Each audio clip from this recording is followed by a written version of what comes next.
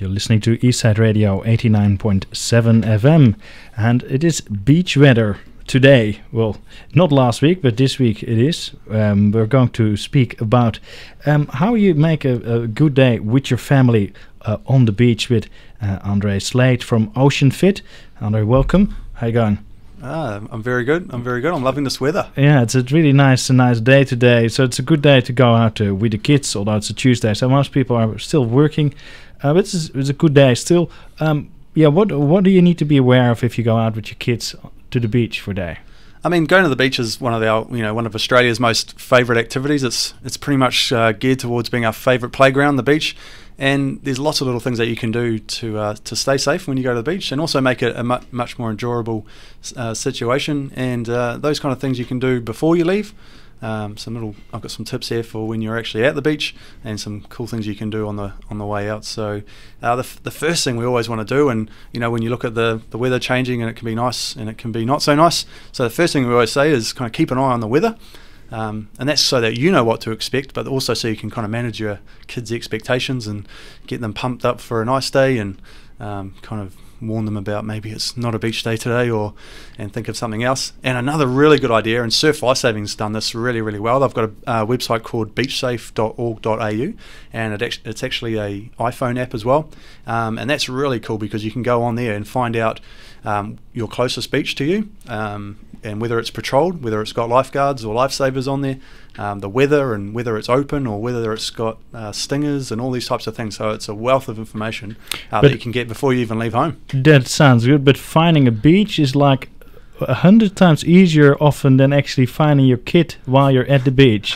What is the best way to actually keep track of where your kid is? Now that's very easy, and the lifesavers and lifeguards have been really good about it, and they've put 2 flags on the beach. So the red and yellow flags are the place to be. They're definitely the place to swim, and the reason why it's so important to swim between the red and yellow flags is that the lifesavers and lifeguards have looked where the nicest conditions are for the day. They've kept away from things like rip currents and other problems, and they've put those flags there for you to swim in, and they'll keep an eye on you for that entire time that those flags up. And look, a good thing I always like to tell parents is that it's a really good way to set boundaries too when the kids are off the beach. So you can say, hey kids, when you're in the water, swim between the flags, and when you're out of the water, stay between those flags as well.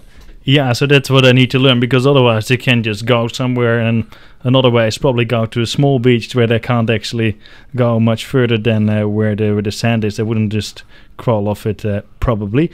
But what are other things to be aware of, because it can be really sunny and your kids can be totally burnt away.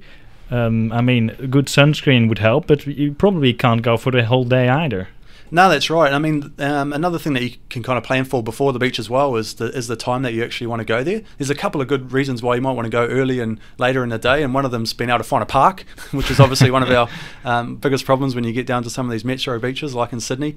But then when you're actually going early, you're keeping away from the heat of the day as well. So that means the sun's kind of at its most powerful between the 10 and 3 or around the middays, and either side of that. So if you plan your day a bit earlier, you get to the beach. Not only do you get the awesome park, but you get out of the sun. And I mean, just some of those basics like sunscreen and wearing a hat and long sleeve rash shirts. And I mean, these days there's some really cool sun shelters as well, and you see more and more families setting up almost mini tents on the beach just to keep out of the sun. Yeah, so that's a good way to actually go along to the beach. Also, like if you let your kids go into the water, how do you make sure that they don't go too far and that they actually stay safe for the dangerous parts of the water?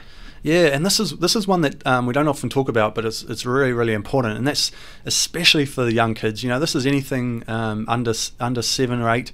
You should really be within arm's reach of your children. So whether you're swimming between the flags or not, the lifesavers, they'll tell you that they're not babysitters, and they're not going to be looking at every single person in the water, especially a small child who can get hidden behind other people. So you should really be hands reach of your children in the flags there. Yeah, because the lifesavers are looking deep into the water, and your kids can actually already have big problems in a few meters already if they're small. So that is something to be really aware of. I think Thanks so much, Andre Slade from OceanFit, of good tips.